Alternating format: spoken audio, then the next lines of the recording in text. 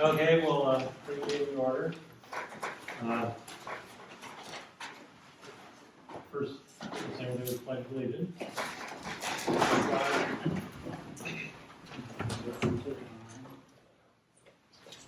I pledge allegiance to the flag of the United States of America, and to the republic for which it stands, one nation, under God, indivisible, with liberty and justice for all.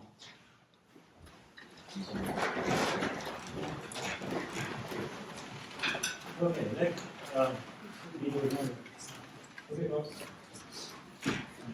Next thing we need to do is adopt the agenda, and we have to remove one item under new business, which is the preliminary review of the Mike Russell tourist home, who requested that it not be on the agenda. We're going to honor that request, and other than that, I'll accept the motion to adopt the agenda. Yeah, I move that we adopt the agenda minus preliminary review of the SUP number 22-11-01.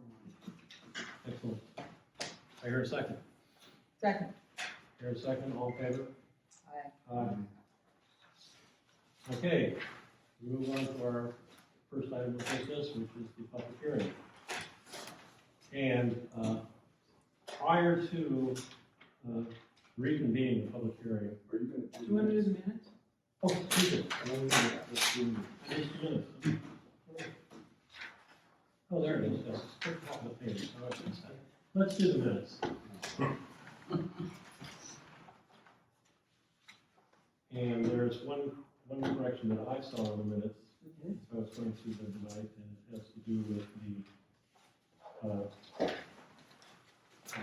time frame under new business for the Charlotte Wagner, and it says it had to do with 90 days, the appeal within 90 days, and actually that should have been 30 days. Oh, 30 days, sure. I'm sorry.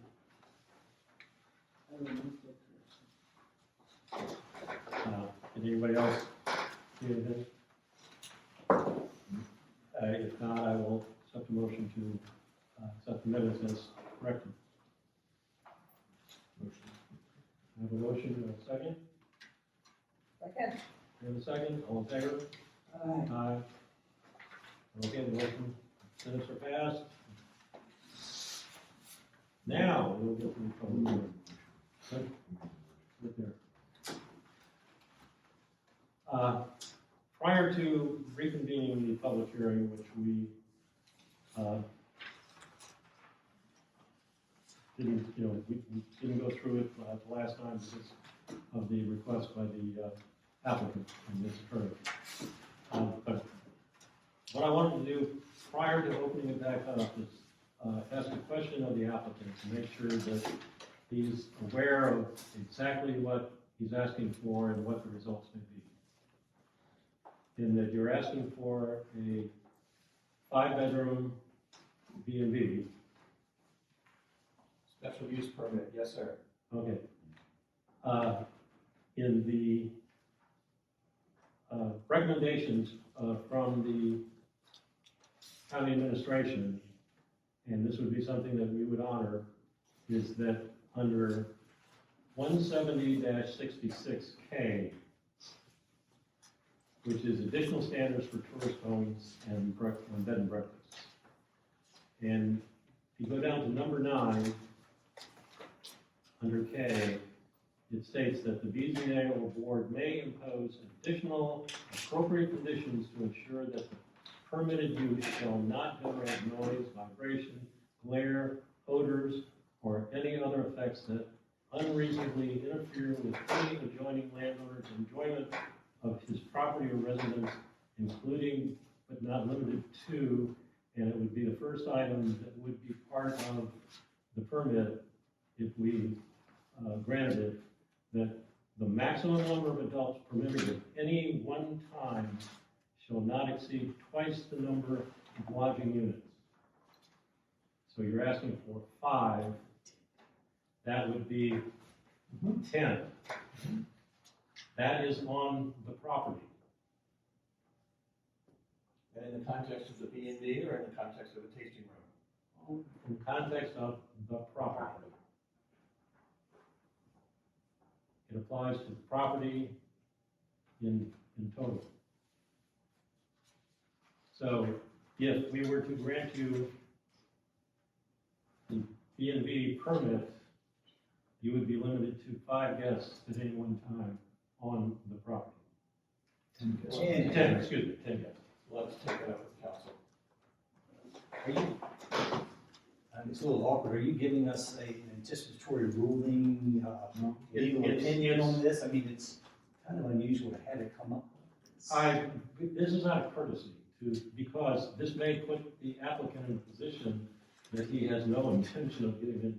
And so this is basically just a courtesy, so he's aware of the fact that if we in fact grant the permit, that he would only be allowed to have 10 guests on the property at any one time. And basically, it takes effect immediately upon the application being approved. So you're saying there's no follow-through with getting the final plan stamped and all that kind of stuff after you approve it through county staff?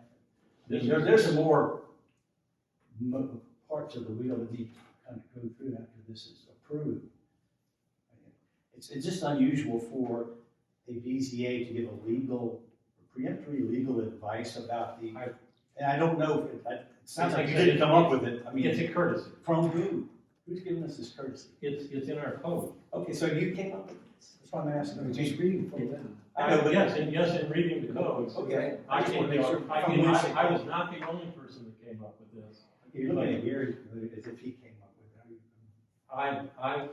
It was separate, I did my homework, he did his homework, and it's like I said, this is courtesy to the applicant in that the applicant may be placed in a position where they don't want to be. And it's, if you want to proceed with the public hearing from this point, Well, since you're giving an opinion on the law, what Well, if, I think It's a not an better way opinion. of stating it might be that, that it's not a binding opinion, but it's a problem that we might foresee. Well, And you can argue that. no, and it's fine, but what I'm saying though, since there are people here who may be aggrieved landowners and there's a county attorney who was asked to be here, but he's not, there are several parties that have a right to appeal the adverse findings. And if you were to put that as a requirement of the SUP, I think we'd have a right to appeal it. So wouldn't it be automatically binding the moment you did it? What was that? It wouldn't be what? I mean, if it's appealed, it would stay the entire process. No matter who, whether it was a landowner next door, the county attorney's office, or me, this process would be stayed pending the circuit court's outcome. So it wouldn't knock him out of business at the tasting room necessarily. I appreciate what you think. well, I believe, and I am not an attorney, but I believe. You should know that. Yes, I believe that, yes, what you were saying is true, but that would be after the fact at this point, in that, yes, after you go to the court and file an appeal, then at that point in time, it stays it, but in that interim process, So in the few days before we can get to the circuit court to note our writ, they can't have more than 10 people. that's my understanding, and I did not make this, I I just didn't want- have to come to this, I checked with the county staff, and that was the opinion that they gave me, that this is immediate. And like I said, this is courtesy, just because we don't want the applicant to end up in a position that he had no intention of getting into. Is there any other things we need to know about this application that you want to extend? Not at all, and Okay. if you wish to go ahead with the public hearing, we will do that. Or I can give you a moment to. I'd like to confer with my clients quickly, and I think, as in any kind of application, if we go through the public hearing before the vote is taken, we could withdraw the application. That's true also.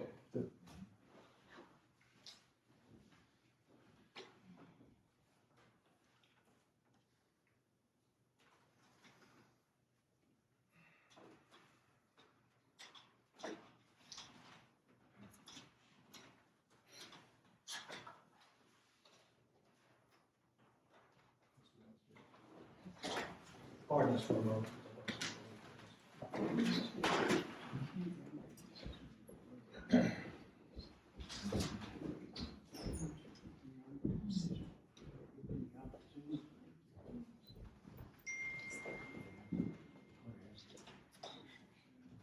You know, we should.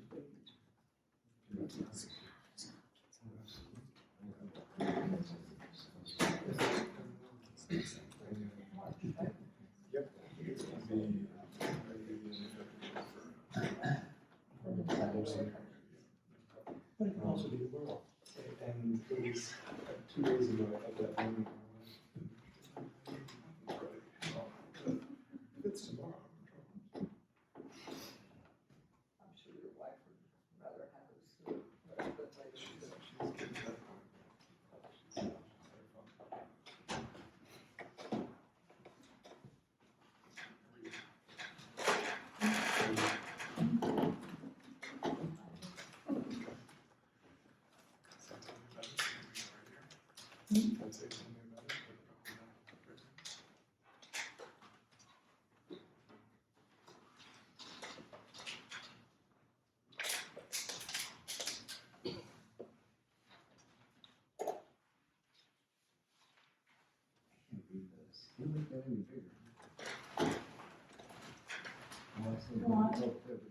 Oh, I took up the glasses from November meeting. I think I left my glasses. Oh. Might actually fill.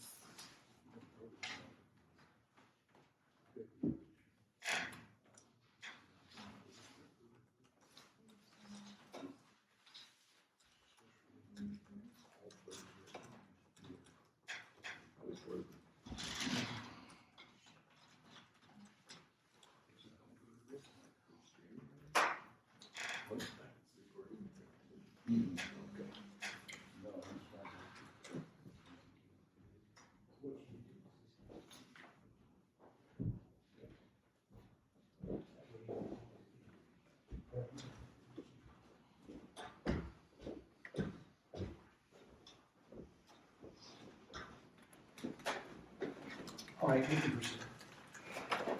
Proceed, please. Okay, we will reconvene we'll reconvene the public hearing.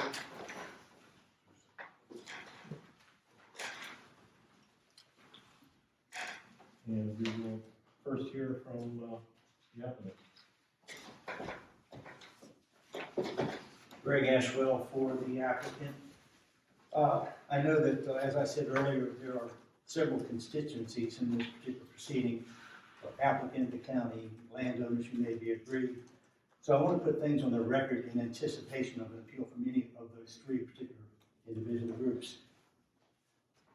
So forgive me if I wax on redundantly a little bit. Comprehensive plan, principle 6.7. Comprehensive plan shall be considered by all county government agencies, commissions, boards, and authorities.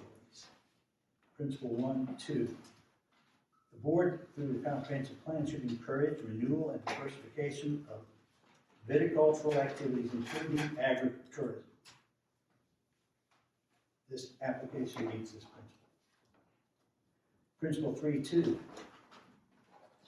You should prohibit land uses if they have a significant adverse environmental impact that cannot be eliminated or minimized. This application meets this principle. Principle 5.3. The board should ensure through the adoption or the use of the comprehensive plan that the proposed development is compatible with the architectural attributes of nearby or adjoining historical properties, neighborhoods, and districts.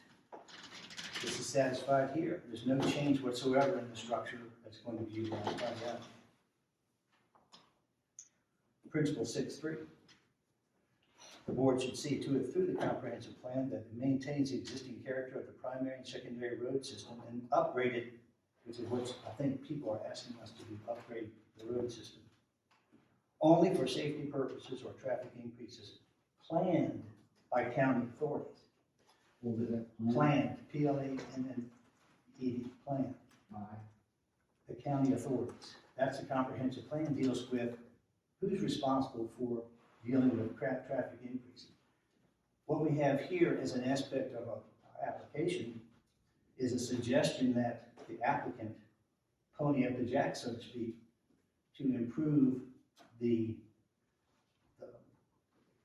outflow of traffic from 211 into the Culpeper Farmers Co-op property, the neighbor next door, up Clark Lane, things like that. When it really is a requirement that the board of supervisors should see that it's funded through VDOT.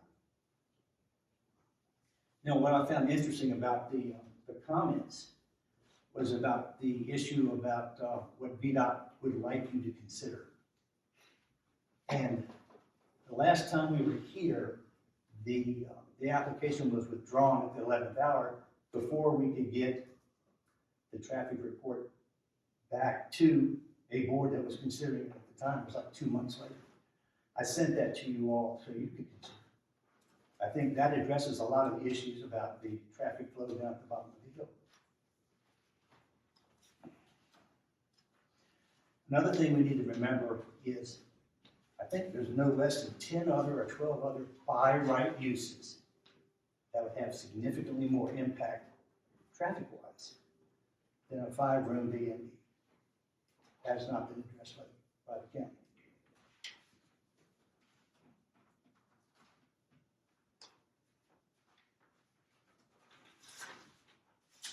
Principle 7C. The comprehensive plan asks its boards to investigate and initiate ways of promoting tourism in a suitable and appropriate form of economic development, and ensure that tourism-oriented development is compatible with the rural and agricultural character of the county. I can't think of a more rural and agricultural use than a small B&B right there off 211 between Sperryville and Little Washington, amongst a lot of different wineries, promoting that agritourism that we talked about. You must recognize the value of specific tourism incentives such as agritourism and the arts and astrotourism. Principle 7D. The board, through the comprehensive plan, should investigate and initiate ways of promoting tourism as a suitable and appropriate form of economic development, encouraging low-impact tourist housing. Again, this is completely consistent with that. So after we've learned that this application hits on all fours about 7 or 8 different principles of the comprehensive plan, we go to the zoning ordinance. And as we know, 170-119 talks about use limitations. No permitted, special permit, or special exception use hereafter established, altered, modified, or enlarged shall be operated so as to conflict with the use limitations for the zoning district. Well, we had in the past, actually, another owner had a similar use there that was perfectly fine, conditioned upon certain things he did not follow through with. For whatever reason, that was up to him. And that use was then taken away. But it was good enough at the time to actually be granted. And as I look at, I think 1996, when the zoning ordinance was actually enacted, all of these things have taken place.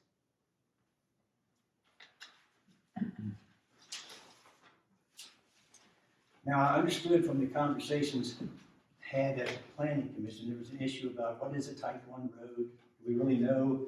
Where is it? Well, I found it in your zoning ordinance. Article 11, private streets, 170-86, applicability 170-87. The following types of private streets may be allowed in the following developments, provided that applicable standards set forth in this article are met.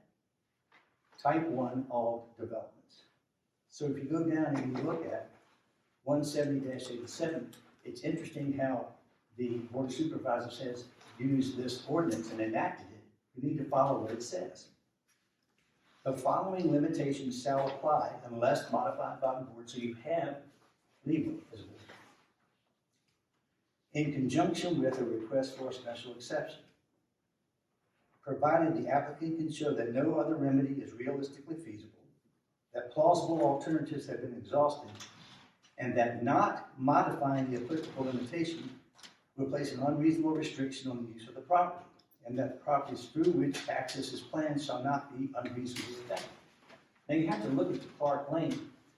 The easement right-of-way is only 30 feet between several landowners. So we're talking about not only the effect of the petitioner, the applicant, but we also have other landowners who bought their property thinking they were going to have a 30-foot easement. And it was fine back in the day when the other owner had it and got his approval. So that wasn't an issue. It becomes an issue now somehow. But you look at type A, all types of development. This is the important part of this. Private streets within the development shall be limited to those streets which are not required or designed to provide access to adjacent properties. That's what this road is. It's designed to get access up to the top of the hill and other properties along that way. So, private streets within development shall be limited to those streets which are not required or designed to provide access to adjacent properties or the remainder of the tract being developed. So if you were to require a type 1 street, then you're requiring him to work with them to get a 50-foot easement. So you're really delegating the authority to approve this to people who are antagonistic to the application. So you're setting up an unreasonable requirement.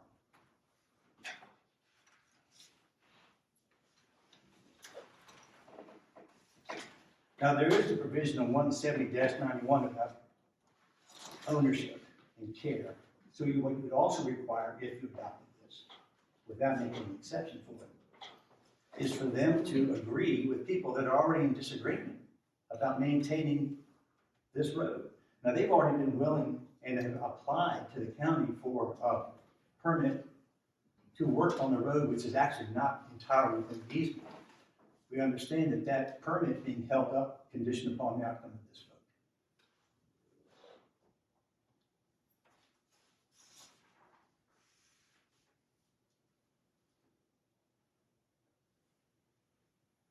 We look at 170-47. Uses which would normally not be allowed in a particular zoning district may be allowed by special permit or special exception because they impose conditions and restrictions on the use in order to make it compatible with the right uses in that zoning district. This use is next with a wine tasting room, a winery in the middle of the agro-tourism sector of Rappahannock County, near the entrance to Shenandoah National Park, near the River District Art Center. So this, you would think on the application's face, is doing exactly what the comprehensive plan suggested. Now, for those who aren't familiar with the by right uses, here are some of them that could be just plopped up on the top of the hill without having any kind of requirement for improving the road or VDOT standards as a part of a special use permit. Crop farming, dairy farming, commercial feedlot, swine farm, poultry farm, nursery greenhouse, nursery permanent greenhouse, forestry, storage, farm winery 1, farm winery 2. All of these permitted uses could just be plopped at the top of the hill without anybody being required as a part of a special use permit to do anything about the traffic. And it just seems to me that you're treating, if you were to vote that way, treating this application significantly differently than other uses that are by right uses. Now, much of the Department of Transportation requests are offered as consideration. You should consider this. Clarify whether the use will basically function as a private 5-bedroom house or will there be other activities. They told you they intend to make it a 5-bedroom B&B. And this is the interesting part. The highway department through his comments to the county staff, parties with a vested interest in park land should consider improving the entrance on 211.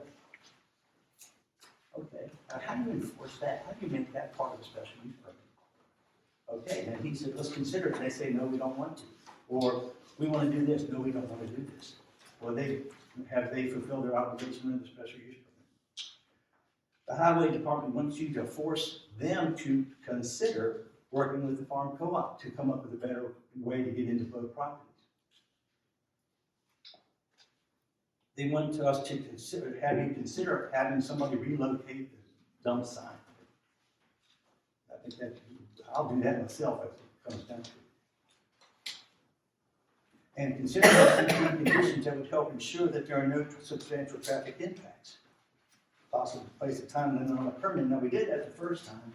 After about 2 years, I don't know what happened, but that survey, the traffic engineering survey, was not done. And it wasn't done again when they filed the other back in 2019. Although they got the report within weeks of pulling their own permit, I've given it to you, and it seems to address most of the concerns that have been raised here.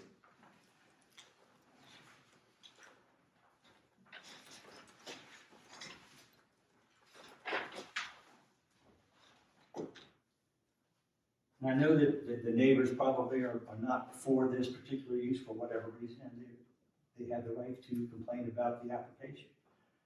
But if you look at it on its face, the application hits all the marks for the comprehensive plan. It's within the ambit of the zoning ordinances. It's within your discretion not to require a type 1 road because it says it can't be a type 1 road if it serves other people, and it does. So based upon that, I've asked that you approve the application. Thank you. Okay, return Without any special riders about sunset provisions and things like that. Department staff, as far as board members have any questions for you? You're aware that there's a disc golf operation up there as well as the winery. I understand that there was some type of disc golf thing put up there, and this is a difficult thing about when I came in at the 11th hour, I got the paperwork from the planning commission, you were on that, and the reason for the planning commission sending it up to be denied was only 2 things. So the disc golf wasn't included, so, you know. No, I was just, I'm bringing that up just as a matter of the issue of traffic. Because you've got the winery, you've got the disc golf, you have residents, and now you want to increase the traffic with adding the additional Airbnb. I think it's just a regular Airbnb. I think people would be there, so. But a disc golf is really not much different than tennis courts somebody might want to put in to invite friends over to play, things like that. So there's no requirement for similar recreational uses. And I don't think that's the point she's making. Wait a minute. Excuse me. Finish over here. I'm just trying to address the issue of the number of vehicles. Right. And the thing I told them, I said, they could put, a veterinary clinic up there. You always need a good vet. And if anybody who has a dog or a cat, you go to a vet's office, boom, boom, they're in and out of there all day long. It could be 20 to 30 times the traffic generated by a B&B, yet you all have no authority as a part of a special use permit to take care of or address any of those issues with those by right uses. So any one of these by right uses would double, quadruple traffic, and we're sitting here wringing our hands over the possibility of a disc golf course generating, and it's not like it's part of the application. It's not illegal to have a disc golf course on your property. And there's nothing in the application to suggest that they're going to invite people to come play or have tournaments and things like that.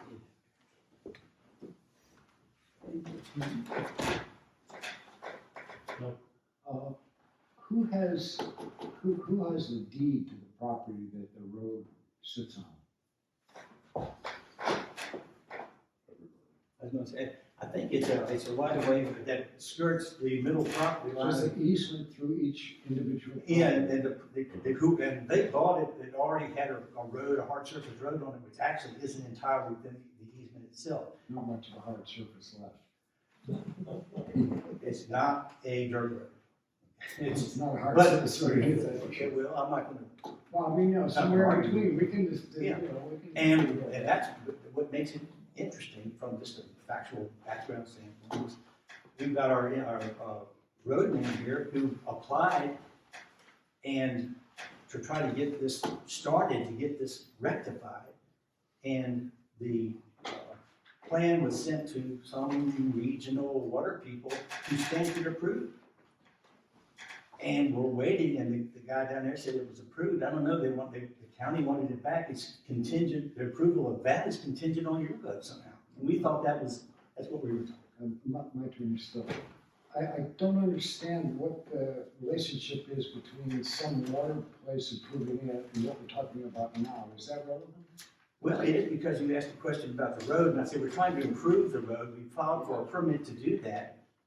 Got it sent from our people here in Washington to a regional water authority down in Culpeper who approved it. Okay, so that means you're going forward. We're trying with to, the but plan we to can't what? do it until you all vote. They're Can't holding do it what? hostage. Can't work on the road. No, we have to know what kind of work you want to do. You can't just go, oh, we're gonna work on it, that'll be okay. We need to know specifically what are you proposing. Well, actually, they can do that as a part of the ownership of the property. It's not a condition of, Of course they can, but that's not my point.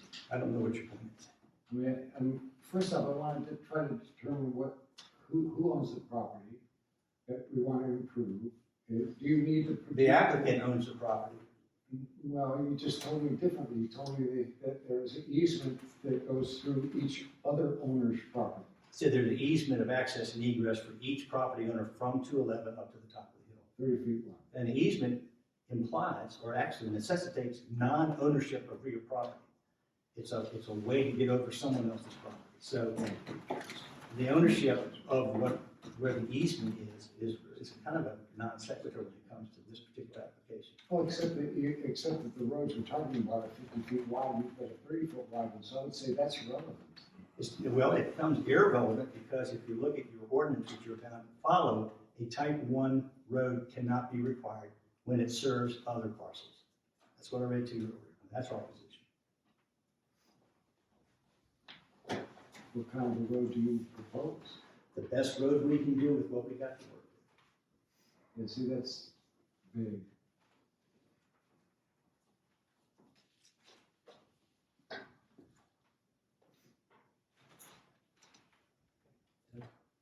That's all I have. I just wanted to know what who by right had this, what the rights were to go forward. Okay, Sharon, I don't have anything to say. Andrew? I really don't have questions here. So, we will move on to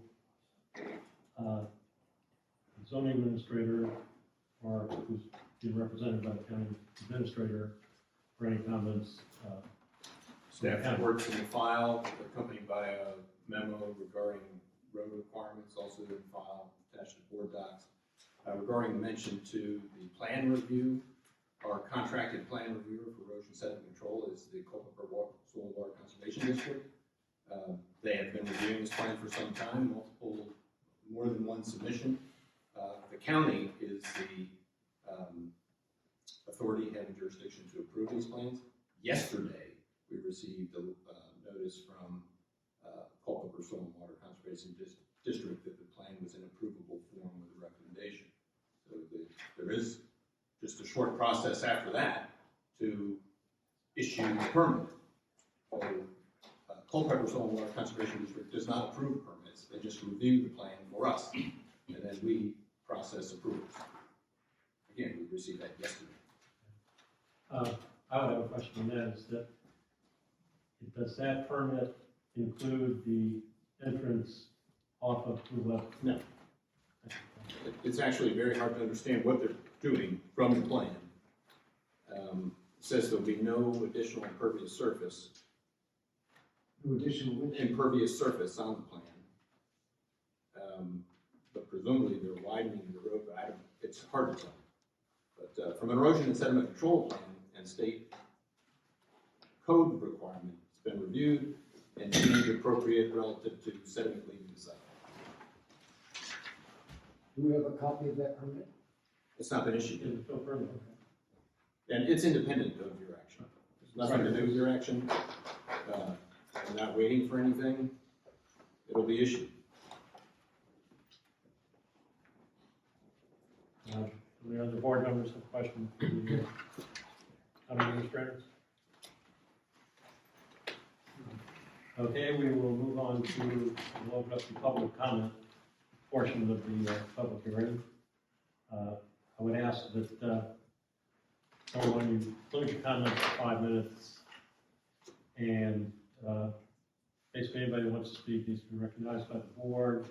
And if you have questions, please direct your questions to the board, not to the applicant. So does anybody wish to speak?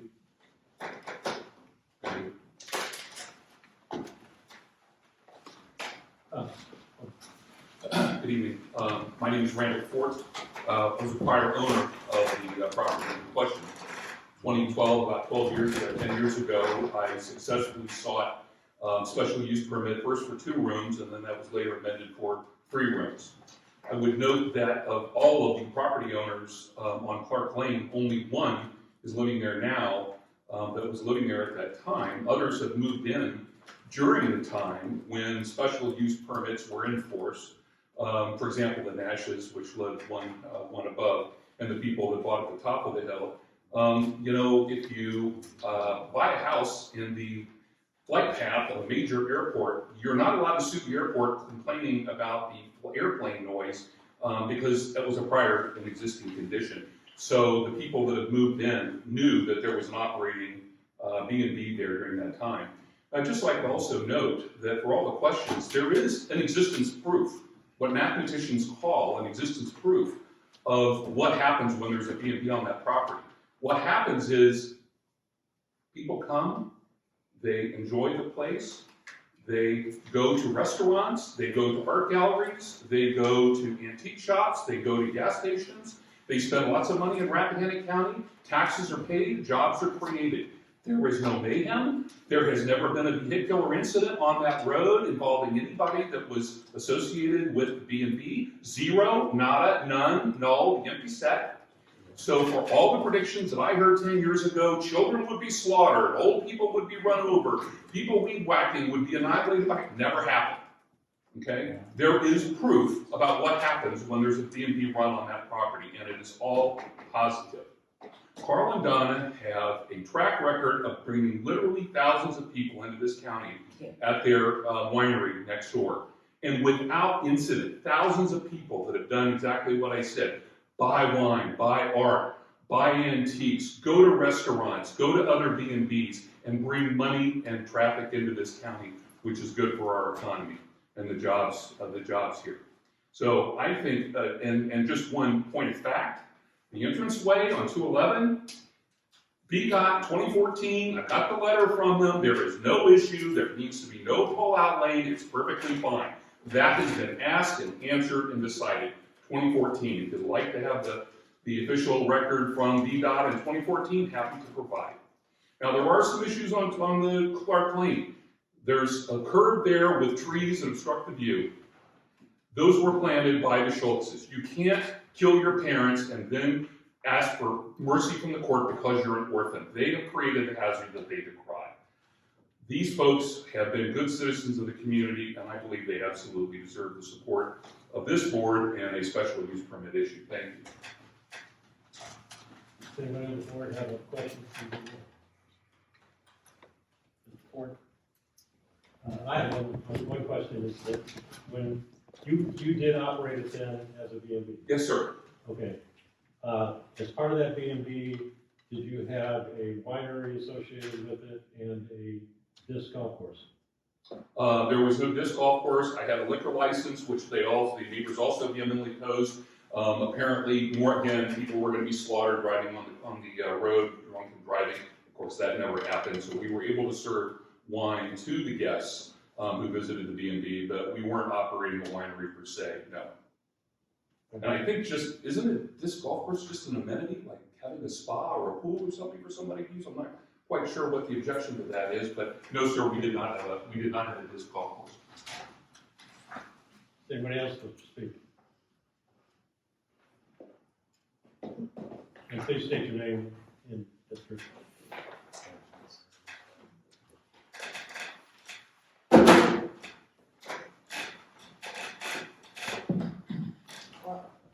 My name is Yoko Barsi, in Hampton District, right above the Harmony Manor.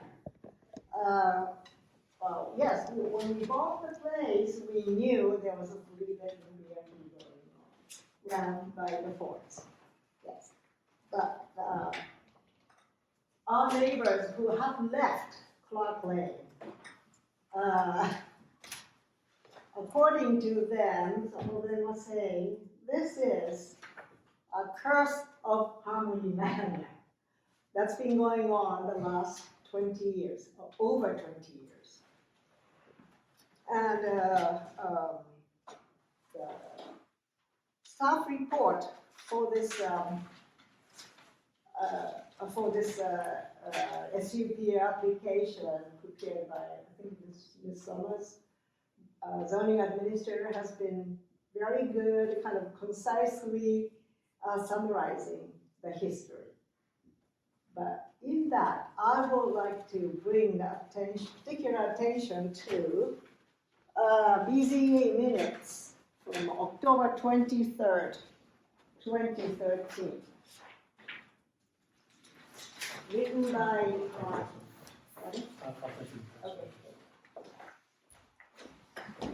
written by then zoning and county administrator John McCarthy. In that, this was a BZA meeting with the public hearing for the forts actually, requesting a 5-bedroom B&B. At that time, they had a 2-bedroom B&B.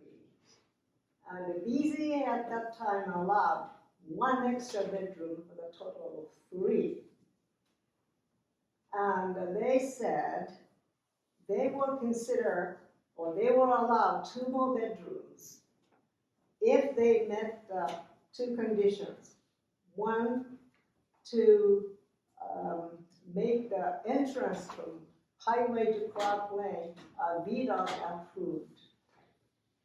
And number 2, to make the design and the install, what do you call it, the bypass, the way you can turn turnouts, where you pass the cars each other every 300 feet or so. Those 2 are the conditions for the 5-bedroom B&B. In 2013, October.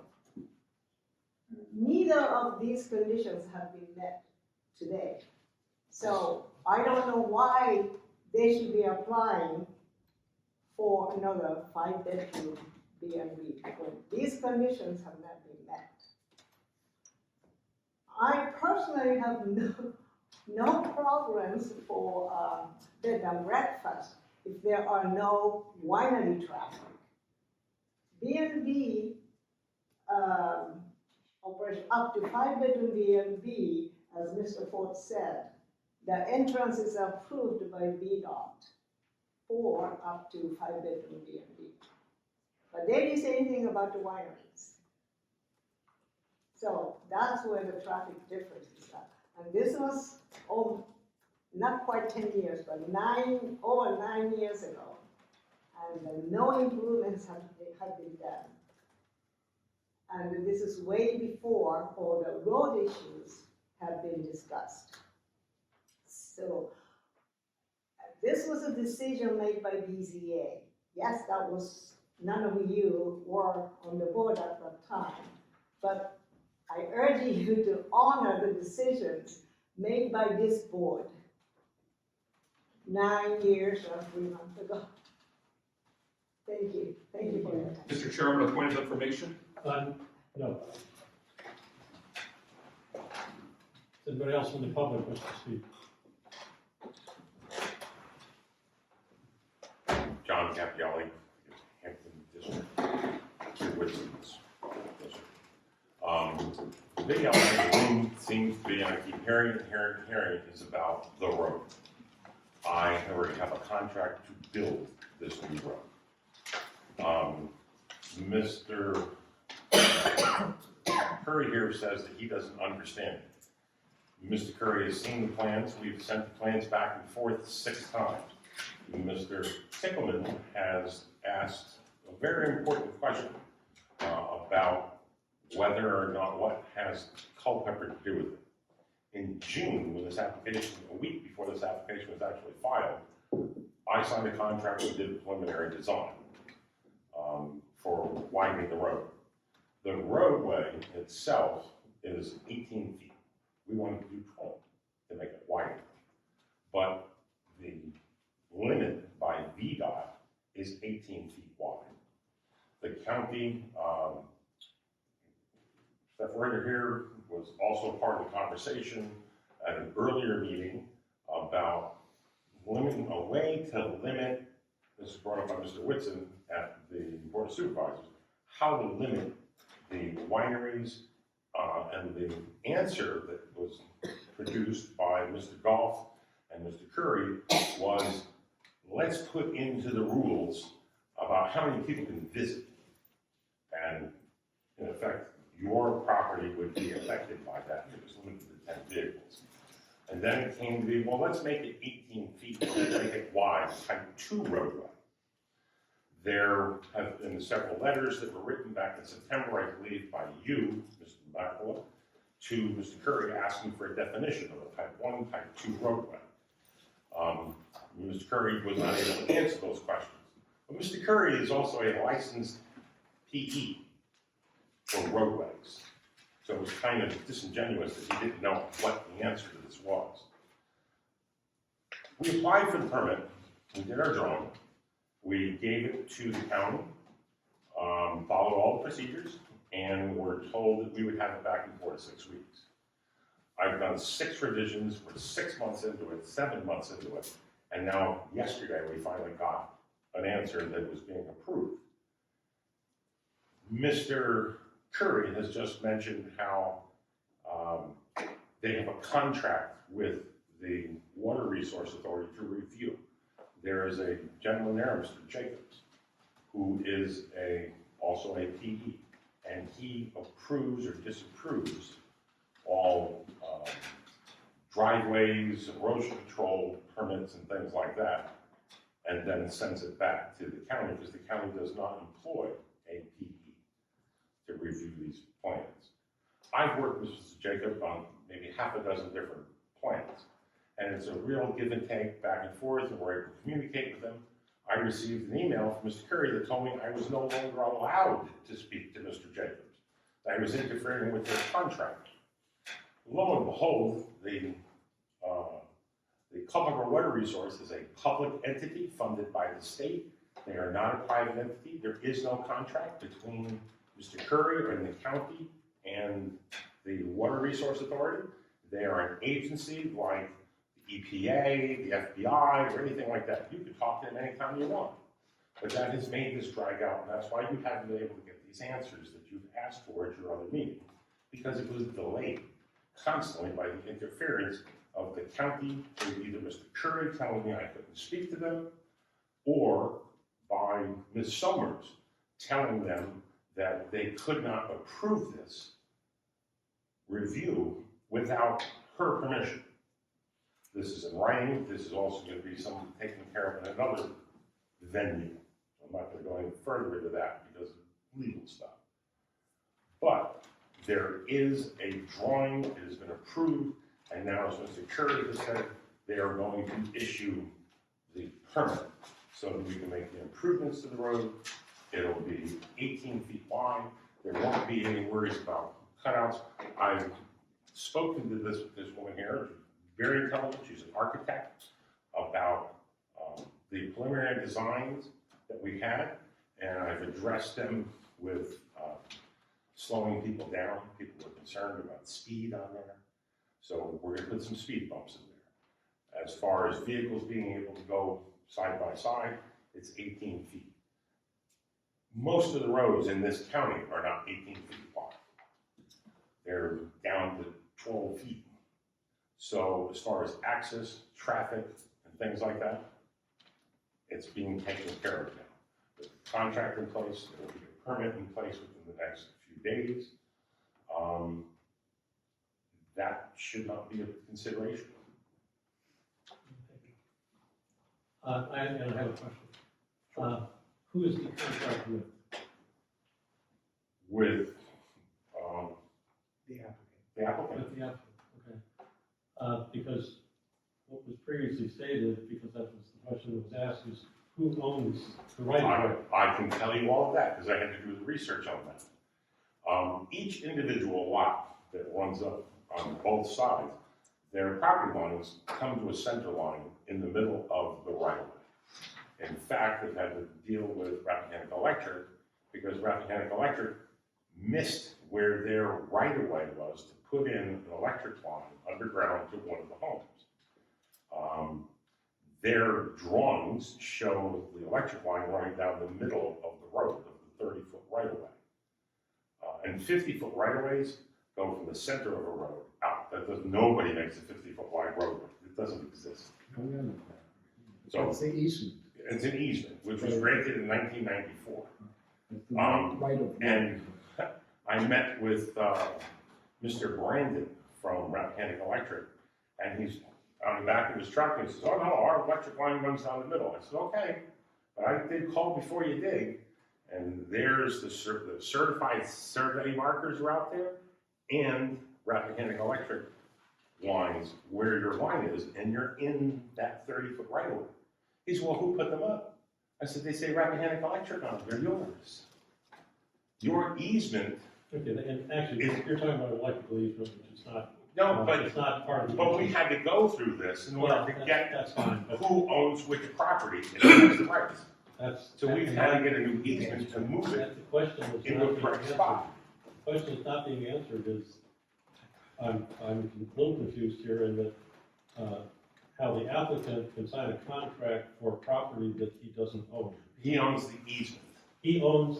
All of the properties. But it's a easement given right to. He does not Yes. own the entire easement.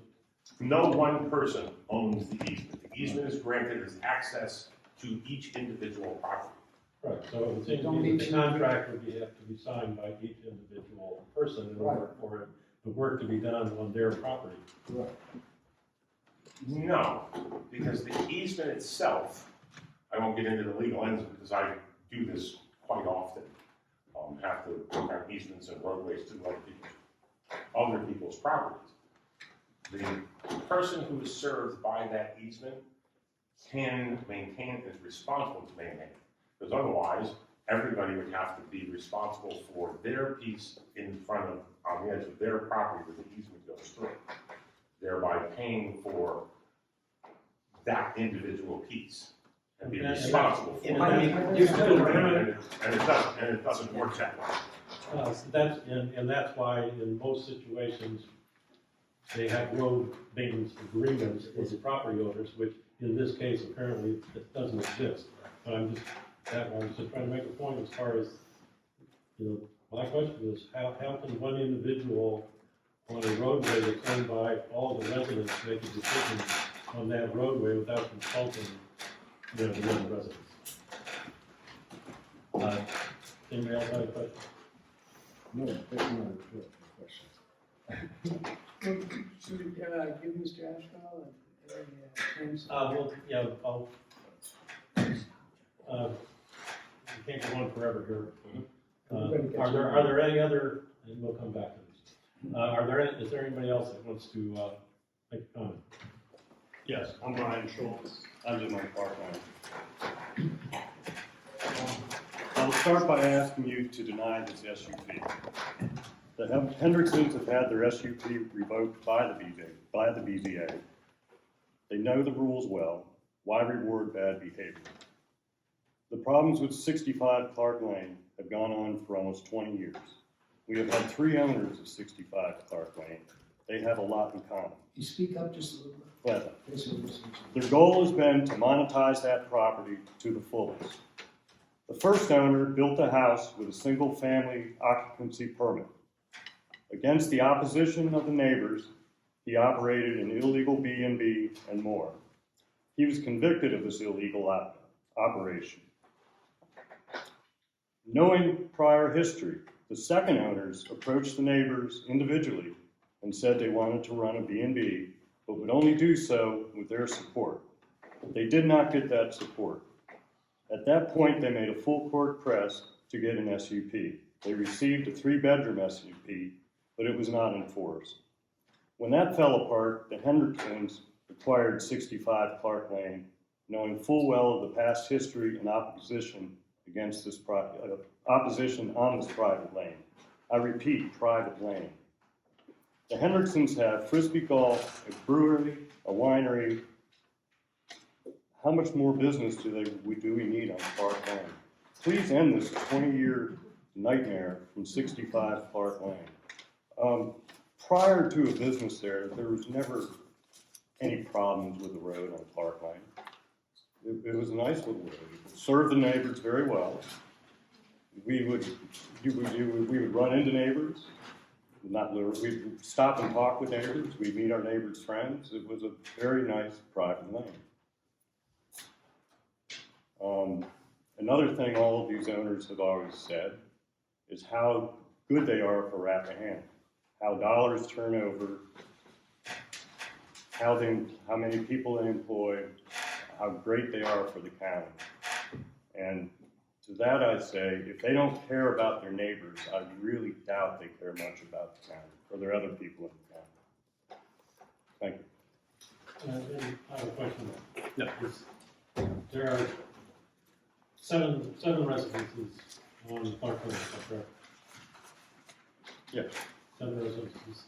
Are there any residents that support the activities? None that I know. Okay. Thank you. Okay. Mr. Ashland, you have. Thank you. I think one thing we need to remember, when Mr. Ford was making his comments, I think he was trying to advise you that the VDOT indeed had responded to the requirement back in 2013 about the need for a pull-out. That's when he was referencing that letter about that he had documentation and there was no need for it. So the fact that they eventually discontinued the use of that particular property, and my clients came and got the second request for it with that other condition, only to remove it before the report came in saying you didn't need it. I don't know what they were thinking about when that happened. It may have been a choice made by their attorney or by something else entirely. But there are other businesses that are run out of homes on Park Lane. So these aren't the only commercial people. And if you know who I'm talking about, look at it. So other people run commercial type businesses out of Park Lane. And the fact that, and we know there's no road maintenance grants. This guy's honing up the jack to fix the road for everybody. And now he's being vilified for that. You know, he's going to have to follow all the requirements that Mr. Curry will put up in that permit, and we'll do that. Some trees that were planted improvidently will have to be removed. That's just part of the deal. And they're going to get the road up to the best shape it can be because it's not required to be a 21 under your old ordinance. So the road to the top of the hill is not an issue. The road at the bottom of the hill, 211, by VDOT's own concession, is not a problem. So this application should be granted for all those reasons. He did say that we promised all these jobs. No one ever said there's a lot of jobs generated by this. It's a BD. But there are economic benefits. There's a multiplier effect. By the purchase of $1, makes the dollar go all around Rappahannock County. That's a good thing. And that's what the comprehensive plan tells us we need to follow. Okay. I'll comment on what you're saying about VDOT. And that, to my knowledge, VDOT does not make recommendations on private roads. VDOT's recommendations have been that the juncture of the private road with two lanes. That is where their authority and recommendation stop. So, Mr. Chair, may I add to your comment now? Is that the VDOT, I think that was a September 17th, 2019, I believe, the letter sent over to Michelle Summers said, entrance is acceptable for up to 5-bedroom B&B, but nothing more. And there's a winery going on. And as you know, the residents on Clark Lane, we don't like that road widened. We just like the road fixed. okay, any more public comment? Could I ask a question? Quick one here. Okay. Now, you're saying that this letter that Yoko presented here with that says they want VDOT's approval for entrance design constructed to their specifications, are you saying this, somehow you think this is moot?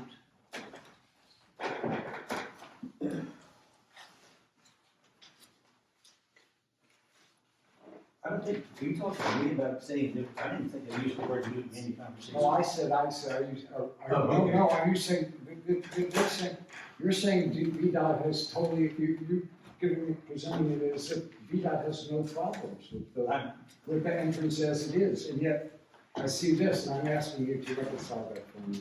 Gladly. These are the minutes of Mr. McCarthy, erstwhile zoning administrator for Rappahannock County, and I wasn't present there, but if there was a requirement that VDOT give the up or down, thumbs up or thumbs down on this, that was a part of that particular application. Right. And you all, if you want to, if I may answer your question, Sure. if you all want to make that an aspect of your approval, you had the right to do so, and apparently did. What we're talking about is a similar requirement that you all are, whether it was in the hands of the board of supervisors or BCA at the time, we don't know, they go back and forth. But his permit had a requirement that VDOT give the thumbs up or thumbs down, and he told us tonight, without objection, that he got a letter from them saying there's no need for any kind of change No, of I'd like to interest. see that letter, really, I mean, I just can't think of it. Well, take everybody else's word. Well, I mean, I haven't, actually. I mean, that's hearsay. Everything the historical analysis was hearsay. The fact that nobody else, does anybody else on Clark Lane approve this? Not that I know of, that's hearsay. This is a quasi-judicial. We have, Mr. Chairman, he asked for the letter I can provide if I'm allowed to approach and offer what I said is true. Excuse me, what? You gotta talk. What letter are you referring to? The issue that was brought up about the 2013 and the conditions that were attached, which she indicated had not been fulfilled, were in fact fulfilled. The first condition was that VDOT look at the entrance to see if any modifications were necessary. They did look, and they decided no modifications were necessary. That was point one, and this is what that is. That's fine, we understand that. Okay, and the second condition about pullouts, in fact, 3 pullouts were installed on that road. They've since overgrown because I no longer am there. So the things that she said did not happen, both of them did, and both of those conditions were successfully filled. It was after I installed the pullouts that I unfortunately went through a divorce and I decided to close the B&B and did not pursue it further, but the special use permit was still in force. So I do have the written communication from VDOT saying that no modifications were necessary. And I'm sure we have that in the record, we just don't have it in hand here. Thank you. You don't need Okay. it. Okay, if there's no other public comment, I'm going to close the public hearing, and the board will now discuss what we want to do. We have any comments from Secretary Lessard? Yeah, sure. I'm looking at the provision that was cited by Mr. Ashwell about it's RCC section 170. Can you speak up? I'm sorry, it's RCC section 70-87, which has to do with private streets. And it says A, type 1, all types of development, and the special cited section 1, private streets within a development shall be limited to those streets which are not required or designed to provide access to adjacent properties or the remainder of the tract being developed. However, if you look at B of that section, it says type 2, no private streets not built to type 1 standards shall serve more than 5 lots. And Clark Lane serves more than 5 lots. So it seems to me that it's not in compliance.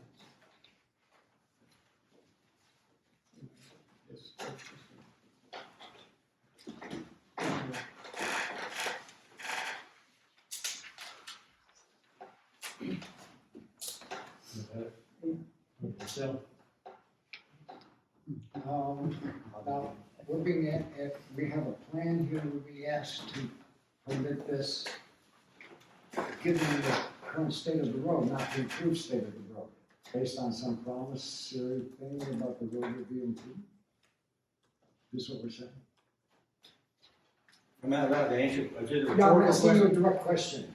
You're asking for us, for permission to do this based upon the promise of a road improvement which has not been made, and we have no way of enforcing that it's being made except to withhold permission until it is made. Is that, am I correct in assuming that? I respectfully disagree.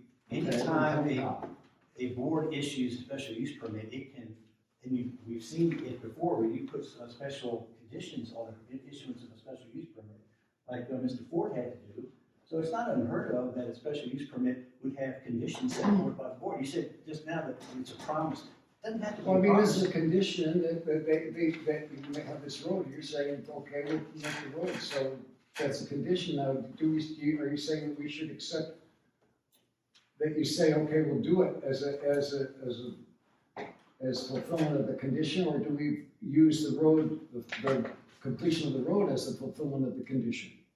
Anytime a board like this issues a special use permit, it can require certain conditions, as you've always done in the past and will continue to do in the future. Right. Should they not be fulfilled, it happens in the town, happens here, Falk here, whatever, then you have a way to yank the permit.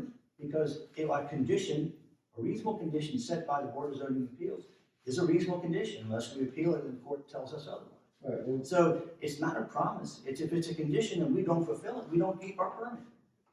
Exactly what happened down here. So we don't need to promise anything. If you make it a condition by cracking, I'm sorry. we'll follow Okay, but we can put, we're permitted that conditions, and one of the conditions could be, you're saying, that the road be up to par before the permit is granted. it. I would love for you to use the term up to par. I think you're going to need to use something more that Ms. Ritter perhaps suggested in order for us to be able to fulfill an obligation that the county requires of the BZA. Well, up to whatever the standards are, Whatever you all existing say. standards, par standards. Whatever you say in the granting, if you were to grant this, would be what the condition would be. We would So the look at it. condition could be that the road is completed before the permits, that you're saying that that's okay. Yeah, you Okay, all, that's all right, that's our call, but you're, yeah, okay. not necessarily agreeing with that, just Well, I saying. understand that, I'm just saying if, yes, okay. Karen, do you have any comments, questions? Andrew? Okay, I have no further comments. At this point in time, I believe we should go through the general standards. Mr. Mackler. Yes, You sir. afforded me the opportunity to clarify the record. Yes. Testimony, or whatever you want to call it, statement. Much of what Mr. Capielli said to you is not factual, and I'd be happy to have records to produce to substantiate what he said. Rappahannock County Code, Chapter 98, right at the beginning, identifies the memorandum of understanding between Rappahannock County and the Culpeper Soil and Water Conservation District. There is an agreement. We are the permitting authority, and the permits must come from us. Applications must be submitted to us, and then we pass them to our contract board for review. Nobody told him he couldn't talk with other people, and I'm aware of no record that suggests Ms. Summers said nothing could be approved until she said it was okay. We did say interim submittals straight to the Soil and Water Conservation District and not to the permitting authority aren't useful. If you want to submit multiple iterations, submit them to the approval authority, and we will pass them to our contractor. But they were bypassing that process and going straight to Mr. Jacobs, as Mr. Cappy said. Okay, general standards. Basically, we have to agree, majority agreement on all the standards in order to review standards. So we'll start, 170-52 general standards. A, the proposed use shall be such that it will not adversely affect the use or development of neighboring properties and shall be in accordance with the applicable zoning district regulations. The location, size, and height of building structures, walls, and fences, and the nature and extent of screening, buffering, and landscaping shall be such that the use will not hinder or discourage the appropriate development and or use of adjacent or nearby land and or buildings, or impair the value thereof. So basically, we need to be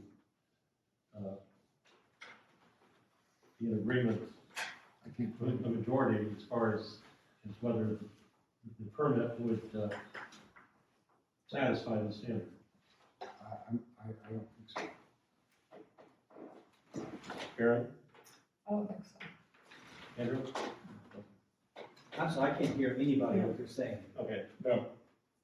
No, no, no, No, and no. So, first one is no.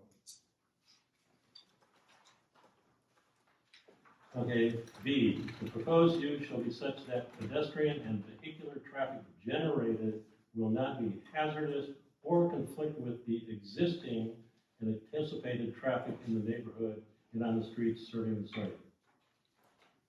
no, No, No.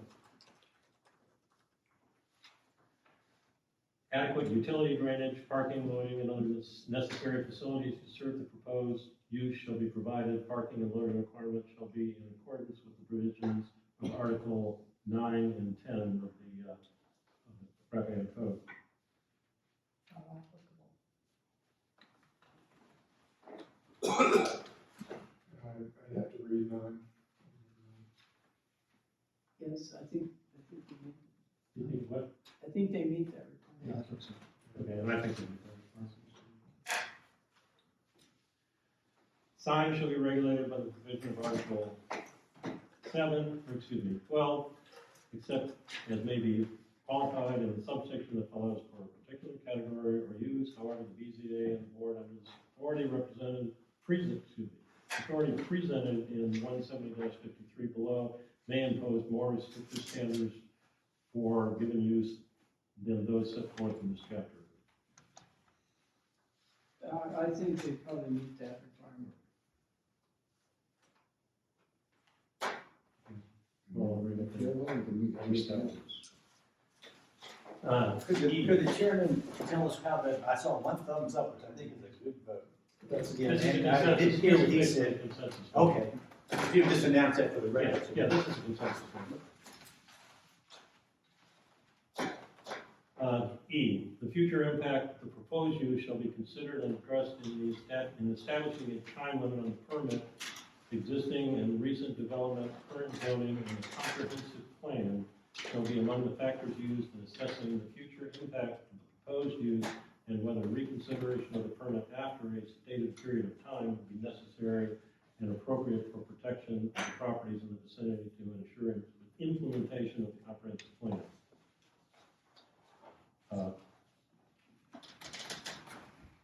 That we're certainly thinking about the future impact. And we've taken into account existing and recent development in current zoning and comprehensive plan, and the future impact of the proposed use. But since I'm guessing we're not going to issue a permit, there should be no issue about reconsideration. If your permit was issued, though, we would want reconsideration. You agree with that? Yeah, Okay. Thanks, you tipped your hand. F, the proposed use shall be such that air quality and surface and groundwater quality and quantity are not degraded or depleted to an extent that would hinder or discourage the appropriate development and or use of adjacent or nearby land and or buildings or impair the value thereof. I think that standard is met. I think that's no problem there, the drainage, it's not an issue Especially on the the property. property or water going along. Okay, G, the proposed use will not result in unsafe conditions in relationship, or in relation to community facilities, existing or planned as related to adequate police and fire protection and danger and congestion in travel and rescue services. The road could be considered as a presently exists, but they could get up it. Yeah, So, I think they meet that standard. in an emergency. yes, they could get that. H, the proposed use will not cause an undue impact on the sanitary landfill and solid waste transfer collection station. No other.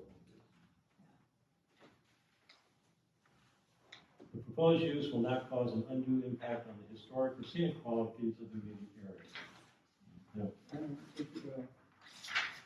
And J, the proposed special exemption will not be detrimental to the implementation of the adopted comprehensive plan, including the goals contained therein.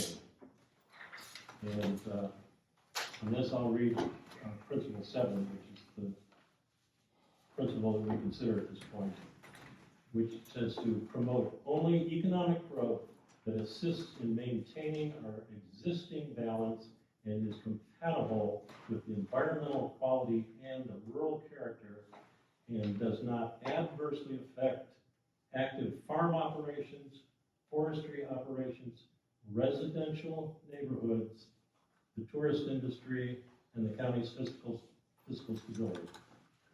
I think that provision has been met. Has been met Yes. and will not affect the neighborhood. I think it affects the. That it will not be detrimental to the implementation of the adopted plan. I'm sorry. Okay,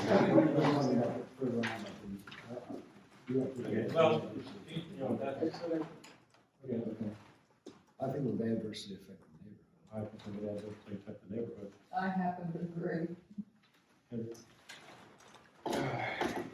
If I had to meet each of the criteria, then it does not. It would adversely affect the neighborhood. I appreciated the argument for agritourism, so I'm torn on that one, but I don't think it meets the requirement if they all have to be satisfied.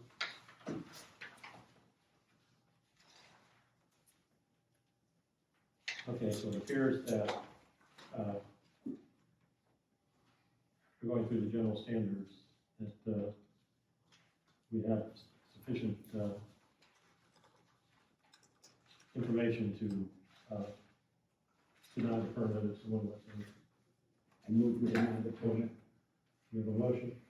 Are you going to look at the special conditions as well, 17066K? At this point, no, because I think we have grounds to deny the permit. And that was what we're, The special conditions become moot at that time? Well, I think if they can't meet certain of those, that is also important. Or if they can meet all those, that might be important as well. Could you speak up just a little bit? I think they're germane to the application.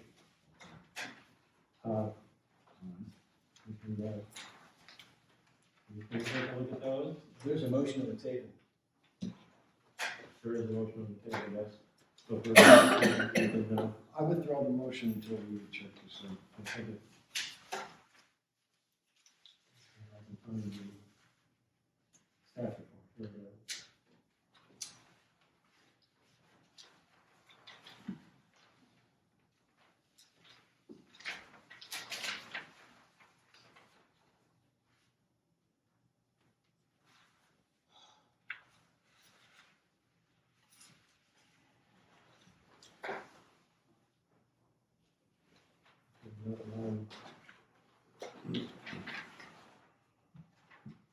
Okay, Mr. Curry, I'm not exactly sure which part of the staff recommendations you're I'm just talking referencing about there. 17066K, which is the special requirements for B&Bs and tourist homes. Okay, Have you got it? yeah. Additional standards for tourist homes and bed and breakfasts. Oh, yeah, okay. I got it. Such use may, such a use may provide accommodations for not more than 10 transient occupants and in not more than 5 rooms classified as lodging units.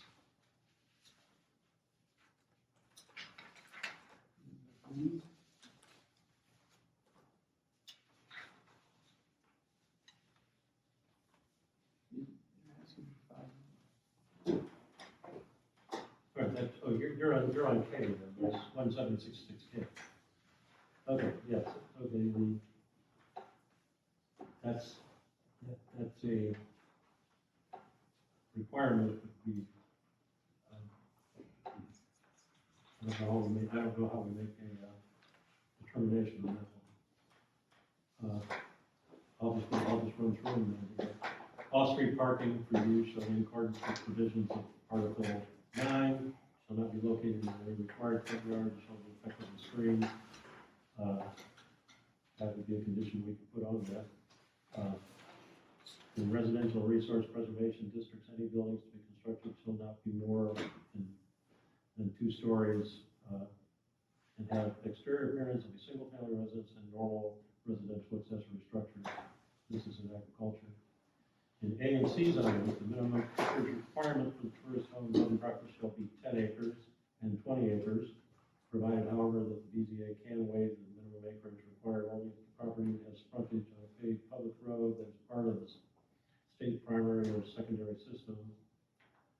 Bed and breakfast and tourist homes shall be authorized to serve meals only in numbers equivalent to the approved number of overnight accommodations. The private road or public roads other than primary or state secondary roads serving tourist homes and bed and breakfast shall meet standards for type 2 roads in 170-86 and 170-87, and as shown in Appendix A of the Rappahannock County Subdivision Ordinance, Chapter 147 and 147-54, that it is a condition at this point in time that is not met. We're in agreement on that. The issuance of, by the zoning administrator of a special use permit shall be conditioned upon the applicant obtaining any license that may be required by 12 VAC 5-431-180 and furnishing evidence that the proposed use meets all applicable state and local health requirements. That's dealt with by the health department. Issuance of special permit shall be conditioned upon the applicant obtaining a VDOT entrance permit as required by the road design manual and other applicable state law or regulations. That is an issue that we've discussed, but the actual entrance to the property is not on the state road. The BZA or board may import, this is the one we talked about earlier, the board may impose additional appropriate conditions to ensure that the permitted use shall not generate noise, vibration, glare, odors, or other effects that unreasonably interfere with any adjoining landowner's enjoyment of his property or residence, including but not limited to. The maximum number of adults permitted at any one time shall not exceed twice the number of lodging units. discussed that earlier, and, in fact, if we were to entertain a motion to approve it, that would be part of the application because it has been requested by the county. The other one has to do with lodging being notified. The operator shall post and provide residents with the emergency fire extinguishers and pole alarms, functioning smoke and fire detection. The operator shall provide evidence that no less than $500,000 of liability insurance covering limited residential lodging use, or that each limited residential lodging use is conducted through a hosting platform that provides equal or greater coverage for such use. You know, that, there again, those are, you know, that one, if we were to, you know, have a motion to approve, we would go through this list and attach conditions that are on the list, which ones we feel are appropriate. So, having said that, I will go back to looking for a motion on the application. I mean, I think that just reinforced what we're saying. I move we deny the permit. Do I hear a second? I'll second. The motion is second. We'll have a roll call vote. Sharon? No. Andy? No. Bill? And no. The application is denied. The motion was to deny the permit, and you just defeated the motion. Say what? The motion was to deny the permit, and you defeated the motion unanimously. Okay. The motion was to deny, so it should have been yes. The answer- No, you have no, you're taking no action at this point. The motion is to deny the permit, so you have to say yes. In order to deny it, you can't say no. Okay. Let's take the vote. That was confusing. You have to vote in affirmative for Okay. some motion. Okay, because the motion at this point was actually, what was it? This is all. The motion is to deny the permit. Right, So the second is, yes, we were. yes. So we're going to affirm the motion. I will entertain a motion at this point to reconsider the permit. So moved. Second? Yeah. All in favor? Aye. Okay. I will now entertain a motion. I move that we deny the permit. Yes. The motion seconded. All in favor of denial of the permit? Aye. Aye. It's unanimous. Sorry, pardon us for the confusion. We're not professionals. We do our best. I move- Sure.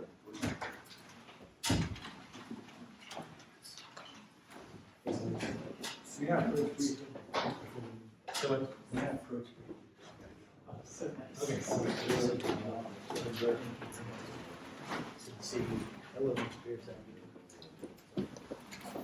Okay, now let me go to the guts here and,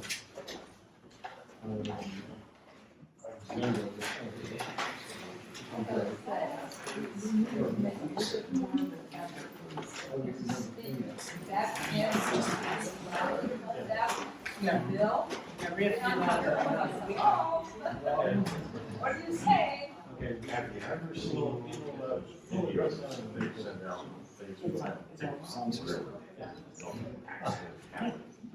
Okay. Okay, moving on. I'm sorry. Point of order, we're still in session and we want to have private conversations, please. Okay, now we're going to new business. And we have the electron, or the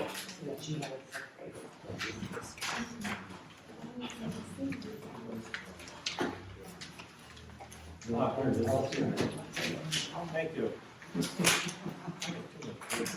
Okay, we have the electronic participation policy, which everyone has received. advance of the meeting, and so I'll, if there's any discussions to have it, or I will entertain a motion to pass the electronic participation policy. I will make that motion. Okay, Simon second. we have a motion in a second, all in favor? Aye. Okay, we now can participate electronically.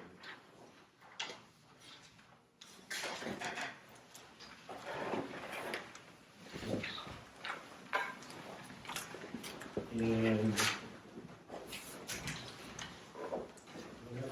now we move to the appeal application for Charlotte Light. And the purpose of what we're doing tonight is merely decide whether the application is sufficient to move forward for public hearing. And there were 3 questions, I believe, at our last meeting that caused us to table it. One of them was the timing, whether it was filed in a timely fashion, and the state code, which I have here someplace, Okay. is one. Oh, here it is, yeah.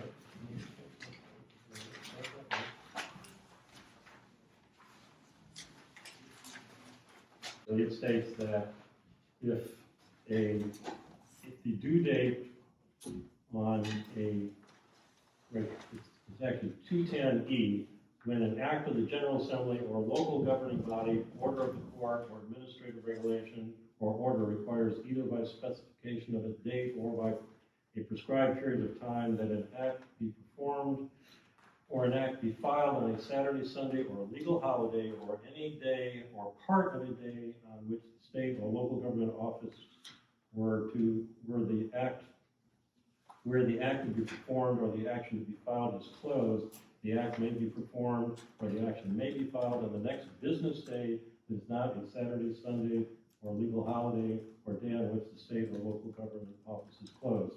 And it was the day before Thanksgiving, it was 23rd, I believe, that it came due, and the zoning office was closed at noon, so therefore that bumps the date over to the 28th, and so it was filed in a timely fashion. Are we in agreement on that? Yes. Okay. The other question was whether Whether or not there's a requirement to be represented by an attorney. Yes, if the property was owned by, the question was the property owned by the LCC, or is it owned by the person who's filing the appeal, and the person filing the appeal is the owner of the property, the LLC does not own the property, so she's not required to have an attorney. And the other one was whether she needed permission from the actual owners of the property, which the notice of violation was filed against. And the answer to that is no, that anyone, according to the appeals to the board, anyone can file an appeal to the board.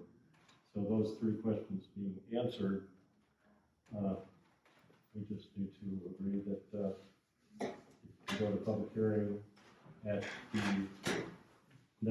our next meeting, if that works for the applicant, because I believe there might be a problem with that.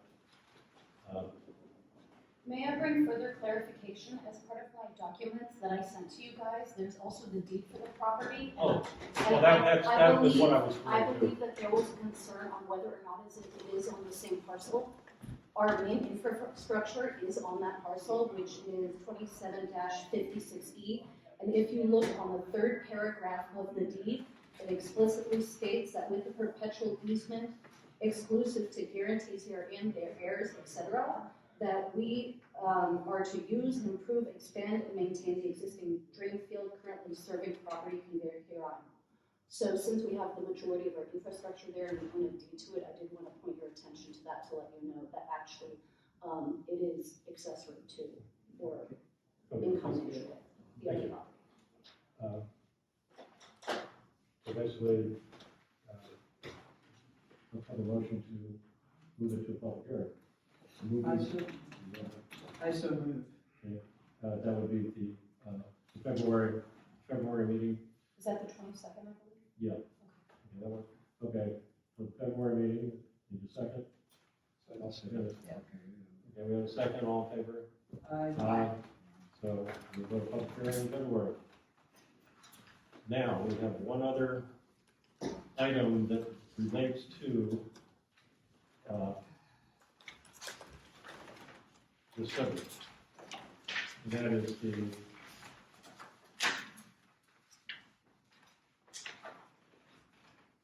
it's right here. Oh. Okay. You want me to read it? Yes. It's a letter of request for compliance. And I think we all seen it, read it, and we're aware of what it's about. So I would accept a motion to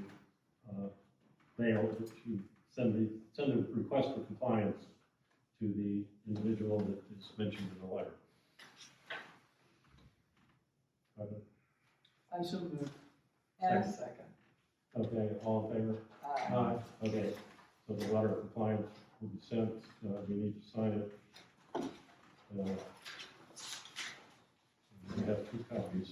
I need to read some of these. I've got them. We gotta sign this one. Oh, yeah, we got that, okay.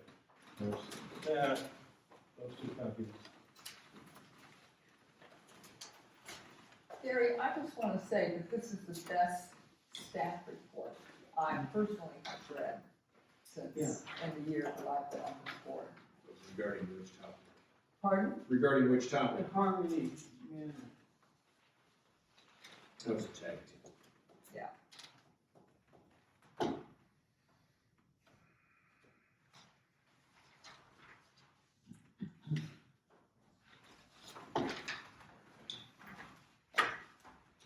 This is it. It's on- Abbreviation. Okay, so all that said, I'll entertain a motion to adjourn. Motion made and seconded, all in favor? Aye. Motion carried. Andrew and Sheila. Yes, well,